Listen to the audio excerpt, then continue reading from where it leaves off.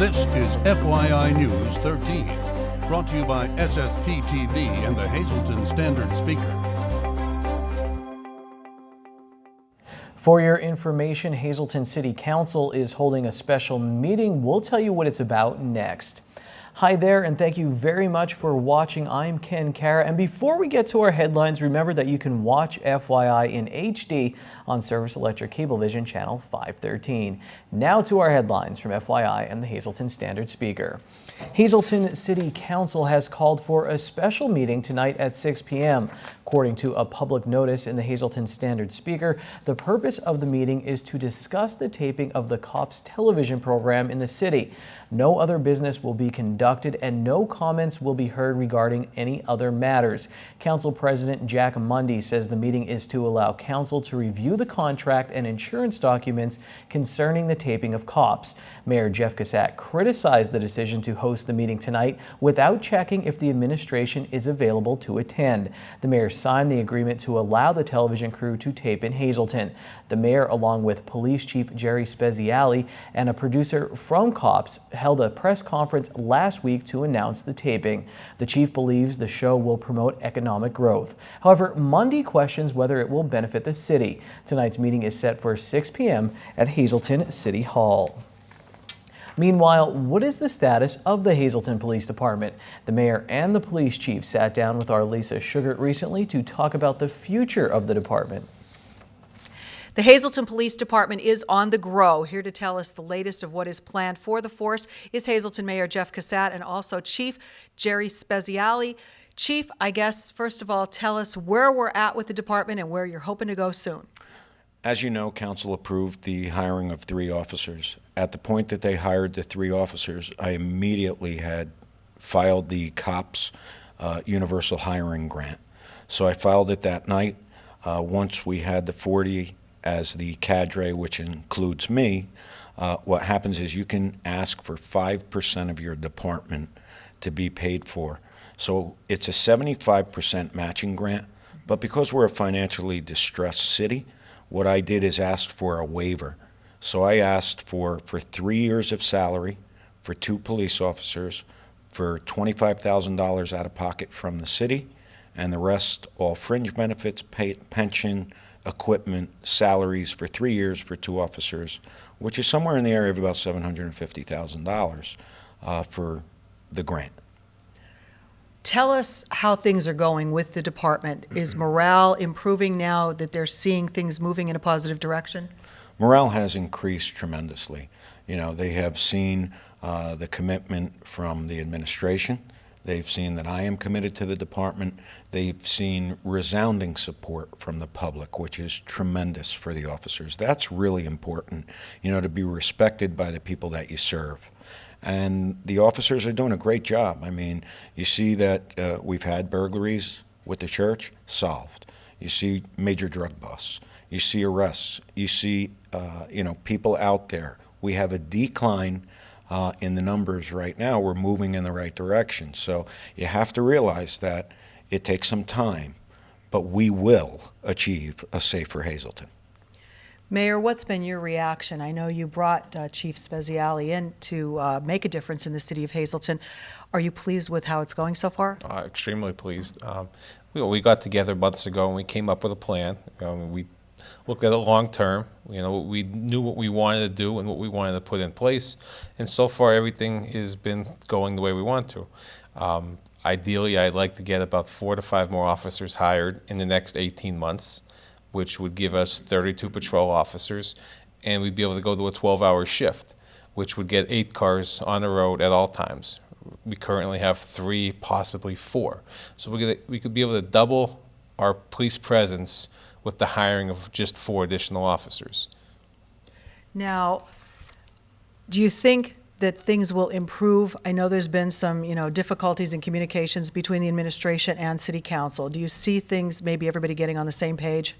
Well, I'm hoping to get on board. I mean, if you look at the ideas that were put out there, and I see what their concerns are, but they have to see, you have to invest in anything to make anything better. So if people want their property values to stop declining and increase, you have to invest in it. any way you have to. We're not just saying tax increases, but you have to invest to improve. It's like any other business. All righty. Well, an update today on how things are going with the police department. Please, both of you, come back, keep us up to date on how things progress, and we'll let you know when more officers are put on the force. Thank you, Lisa. Memorial Day parades and ceremonies were held all over our area on Monday. Here's a look at the parade down in Cunningham. The parade featured local veterans, politicians, emergency responders, and more. After the parade, a ceremony was held in front of the Borough Building where the Reverend Stacy Weaver remembered D-Day during World War II, saying democracy was paid for dearly and must live on for those who struggled and died to keep it alive. Read more about the events in Cunningham in today's Standard Speaker and view pictures and read details from many other Memorial Day services from around the area in the paper. It was the perfect time to dedicate a tribute to all veterans. A new black granite veterans monument was dedicated yesterday during a Memorial Day ceremony in Frackville. The monument is located in front of American Legion Post 398 in Frackville. It recognizes the men and women who served in the United States Army, Navy, Air Force, Marine Corps, Coast Guard, and Merchant Marine. The project has been 2 years in the making. The new monument joins one that was placed in front of the post home by the Ladies Auxiliary back in 1990. In other news, registration is underway for the Solo Sereni Summer Basketball Program sponsored by the Hazleton Recreation Department. The program features a competitive program for boys and girls in grades 7 through 12 and a morning co-ed instructional program for grades 3 through 6. Mayor Jeff Cassatt says this summer the games will once again be played outdoors. Last few years it was held inside some of the schools where parents were not allowed to attend the games, and it kind of started to dwindle away. So we were very committed to moving it back outside, fixing up the basketball courts, so it could be appreciated by friends, family, and everybody else that wants to come out and watch. The cost is $30 and includes a t-shirt and a minimum of 10 games. Registration is Monday through Friday from 10 a.m. until 4 p.m. in the auditorium at Hazleton City Hall. Games start in late June. For more information, call the City Recreation Office at 570-459-4903.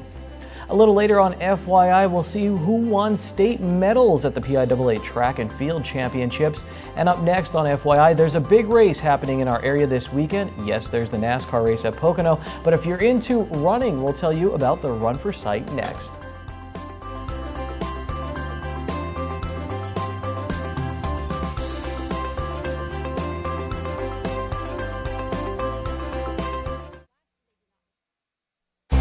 This is FYI News 13, brought to you by SSP TV and the Hazleton Standard Speaker. Brandon's Forever Home and the Children's Service Center of Wyoming Valley are teaming up for a special event. A spring 2016 adoption match event will be held this Saturday from 1 to 3 p.m. at Brandon's Forever Home, 187 North Church Street in Hazleton. The event is family friendly, children are welcome, and waiting youth are invited to attend. Please RSVP by calling 570-825-6425. Time now for FYI News 13 weather. What a great weekend, Hannah. Well, the week ahead looks warm and dry for the most part, so we can celebrate more. Here's our local forecast from the National Weather Service. Tonight, mostly clear. Our low will be 58 degrees. We'll have a north wind around 7 miles per hour. On Wednesday, we'll have a mostly sunny day with a high near 77. Northeast wind around 6 miles per hour. Wednesday night will be partly cloudy, low in the mid-50s. On Thursday, another mostly sunny day with a high near 73. Southeast wind around 9 miles per hour. And then on Thursday night, we do have a 50% chance of showers, mostly cloudy, low of 57. On Friday, another 50% chance of showers, mostly cloudy, high of 71. At night, we're down to a 40% chance of showers, mostly cloudy, low of 56 degrees. On Saturday, the sun's back out, mostly sunny, high of 74. And then Saturday night, mostly cloudy with a low of 57. Tonight's weather is brought to you by Valley High, the area's oldest ice cream and fast food restaurant. Stop on in for a cold treat including our ice cream and yogurt, or some hot food including our burgers, hot dogs, fries, and much more. That's Valley High, Route 93 in West Hazleton. Treat yourself today. This Saturday, a wonderful event will be taking place in our area, all to benefit Community Services for Sight. Here to tell us all about it is Lori Lissant, who is the president and CEO of the organization. Lori, you are having a fun run and a regular run, all to benefit the organization. And this is the second year, so the first one must have been a big success. It really was, Lisa. Dr. James Diem from the Hazleton Eye Specialist organized our event last year. He's a board member, and it was wonderful. We had over 100 runners. We had lots of kids participating. Joe Bogues sang the national anthem to start the race off, so we decided let's do it again this year. Lots of people were still talking about it, asking would we have another. So we are this Saturday. Now, this, I guess, serves two purposes. It helps raise money for the organization, but it's also increasing awareness about what the organization does. Exactly. It is a major fundraiser for us. Hazleton Eye Specialist is actually our event sponsor. They've been very generous to this event for us. And while we're there that day, we do have clients who are out and about. We have little Gabriella D'Amato who will sing for us this year. And our clients, last year they did not participate. It is a trail run. So I need to make sure I have ample volunteers to walk with our clients through the trails. But this year we have a group of clients who said they are definitely walking or running in this race. So we're really excited about that. And we talk a little bit about the services that the agency provides and where your money goes. But you're coming out and you're running and you're supporting this event. So we want you to be aware of what we're doing with those funds. So you get to see firsthand when you're there, you know, the clients that we're working with. Absolutely. Now, if people watching, and I hope a lot of them will decide they want to come out and participate, what do they do? They can give us a call, or they can show up that day. We're at Nescopec State Park, and we'll be there. I'll be there about 6:30 in the morning getting set up, but people start arriving between 7:30 and 8 o'clock. We start registration. The fun run for the kids, there is a 100-yard dash for the little kids. That starts at 8:30, and then our 10K, 5K walk and run will begin about 9 o'clock. All right.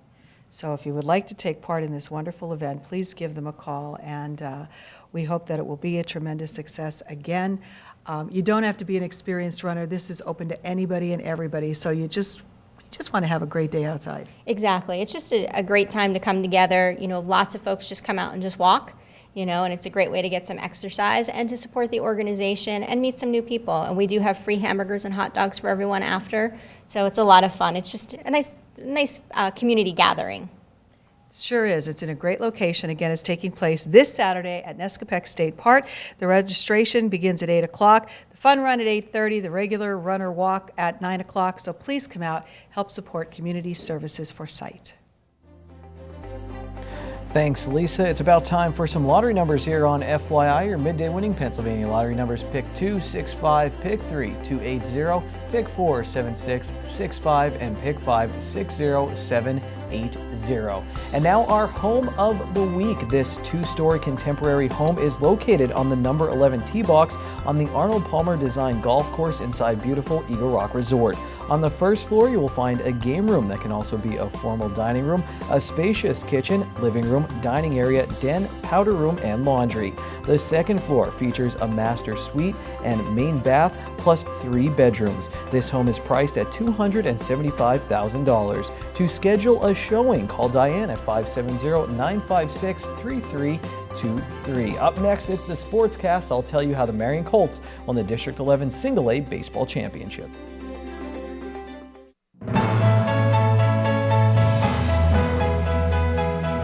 Hello again to Falvello Law Talk segment on SSP TV.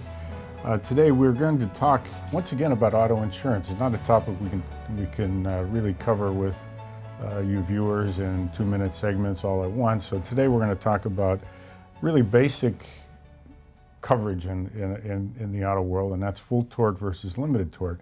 We've talked about this many times before, but it's always important to I think, to review it and make sure you know what you're buying as an auto insurance consumer. Here's the big difference.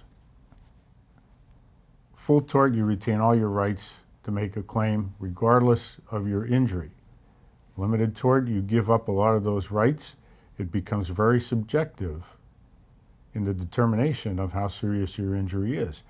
And what that means is that unless you have a serious injury, as defined by law, you cannot make a claim for your pain and suffering. And that's very difficult to determine. As I said earlier, it's very subjective. But why leave that to chance? For a couple extra premium dollars, you buy the full tort, and for maybe another $30 or $40, $50 a year, if you give that up and buy limited tort, you could be giving up thousands in pain and suffering damages. It's something to consider very seriously. And even though your agent may say, hey, you have full coverage, that full coverage may involve limited tort. So ask about full tort and limited tort, and by all means, if it's something you can afford and something that you want, don't give up your right to seek pain and suffering damages for a few extra premium dollars.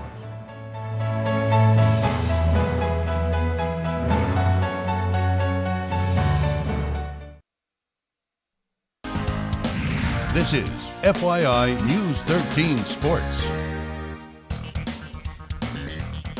During FYI's Track and Field Week, I suggested SSP TV start a talk show hosted by Hazleton area thrower Kayla Merkel called Just Throwing It Out There.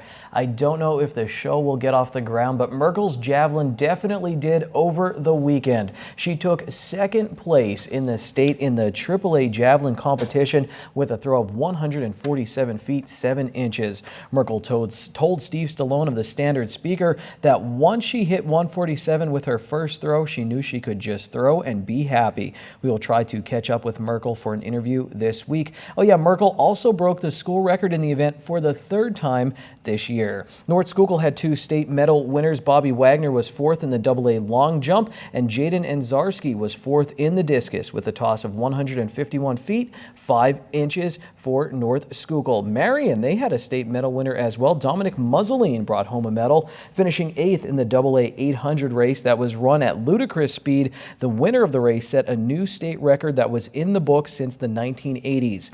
And Tamaqua's Monica Shimko grabbed 8th in the girls race, running her best race of the season in the AA event. Well, you're about to see a picture of Marion pitcher Joe Nahas celebrating after the Colts wrapped up the District 11 Single A Baseball Championship on Monday. Nahas had reason to jump around. He struck out 13 batters in a complete game shutout win over Tri-Valley. I believe it was a complete game for him. The District Championship is Marion's first since 2001. Dan Kerr drove in 3 of Marion's 7 runs. He was 4 for 4 on the day. The Colts will face the District 1 champion on Monday in the state playoffs. 3 of our local teams are playing tonight in the district playoffs. Let's see our schedule right now on FYI. The Hazleton area softball team will play Williamsport for the District 2/4 Sub-Regional Championship. The Standard Speaker has a great preview of the game in the paper, including this little tidbit. This is the 7th straight year both teams have met in the playoffs. Hazleton area won 4 of those games. If the Lady Cougars win tonight, it will be their 4th straight title. Tamaqua and North Schuylkill, they were set to have baseball playoff games on Monday, but they were both postponed because of field conditions. The Blue Raiders will meet up with Palmerton in the District 11 AAA semifinals in Parkland at 7:15 p.m. and North Schuylkill and Salisbury are playing right now at 5 o'clock in Pine Grove. Game start at 4:15 in the AA playoffs. On the FYI Standard Speaker scoreboard, Scranton Wilkes-Barre lost to Durham on Memorial Day. The Cubs got 7 strong innings from their bullpen as they blanked the Dodgers. The Hazleton area had a play date with 2 former professional football players on Saturday. Former All-Pro linebackers Jesse Armstead and Antonio Pierce hosted a day of play at Harmon Guy Stadium in the city. It was kind of a big hello to the area as both of them opened up the Hazleton Auto Mall on the Airport Beltway with another partner not that long ago. Kids were welcome to toss around the football or participate in other athletic activities. There we go, with the Super Bowl champions. They also signed autographs for fans of all ages. The day also featured free food and, of course, some cars from the Hazleton Auto Mall. We caught up with Armstead and asked him what he hopes the kids took away from the event. I hope they get out just enjoying themselves, getting outside the house, putting the telephones down, the video games, and just enjoying yourself and being around some professional athletes that you see that's down to earth that you can deal with and just like you. Well, you know what, my thing is I don't care if you're a Giant, Eagle, or a Cowboy, as long as you care about the game of football or sports, period, because life is about team. And at least you can raise your kids and teach them about team atmosphere. The Hazleton Recreation Department also helped put together the Day of Play. Armstead says he's looking forward to being a part of the area for many years to come. We'll talk football with Armstead and Pierce very soon on FYI. Right now, though, it's time for this social report after a word from Bottlenecks. Happy Wing Night. It's Wing Night at Bottlenecks. Get $2 off your order of wings or all-you-can-eat wings and boneless wings for only $14.95. Bottlenecks wings are voted best wings in the area year after year. Good evening, everyone, and here's tonight's Talk of the Town report. First tonight, the Sugarloaf Golf Club will be hosting a hoedown for St. Joseph Center. It's a golf tournament Sunday, June 5th, with registration at 11 a.m. and a shotgun start at noon. Cost is $80 per person, and dinner guests are welcome to come for $29.95, which also includes entertainment by the two of us. For more information, please call 570-436-8265. Our next announcement, the Cancer Treatment Center at Hazleton, 1701 East Broad Street, will be holding a Cancer Survivor Celebration Wednesday, June 22nd. This family fun event will be held from 5 to 8 p.m. with a picnic, music, snacks, games, raffles, tricky trays, and more. To RSVP or for more info, please call 570-459-3460. And finally, Pocono Greyhound Adoption will be holding their second annual golf tournament Saturday, June 18th at Sand Springs. Cost is $75 per person or $300 per team and includes green fees, cart, free range balls, lunch and dinner, and non-golfing dinner option is available for $30. For info, just call 570-301-8399. That's tonight's Talk of the Town. News 13 would like to send sincere condolences to the family and friends of these recently departed. Robert J. Herbinko Jr. of Hazleton. Funeral is Wednesday at 9 a.m. from the Firo Funeral Home. Mass is Wednesday at 9:30 from Our Lady of Grace Church. Leonard J. Lechner of Weston. Arrangements will be announced by the Harmon Funeral Home. Robert Charles Germano of Mountaintop. Funeral is Friday at 9 a.m. from the McCune Funeral Home. Friends may call Thursday from 6 to 8 p.m. George E. Puhawk of West Hazleton. Funeral is Thursday at 9 a.m. from the Frank J. Bonin Funeral Home. Friends may call Wednesday from 5 to 8 p.m. And Trudy M. Blanyar of Drifton. Graveside service is Thursday at 11 a.m. at the Freeland Cemetery. The McHugh Wilczek Funeral Home is in charge of arrangements.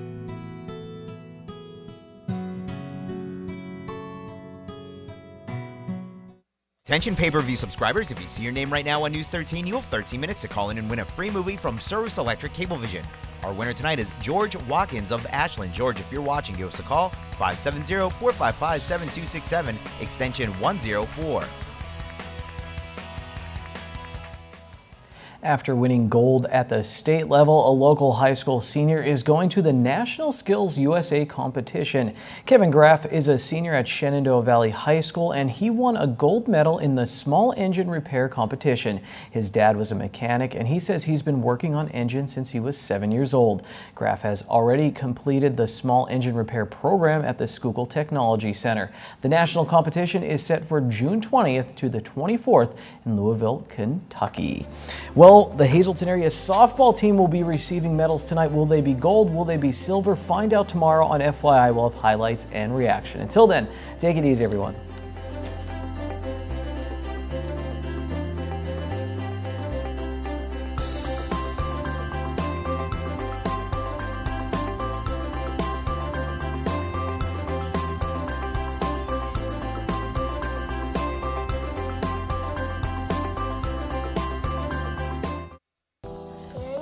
You never really know when it begins. Only that joint pain starts to take control. You become a spectator of your own life. Then you realize it's time.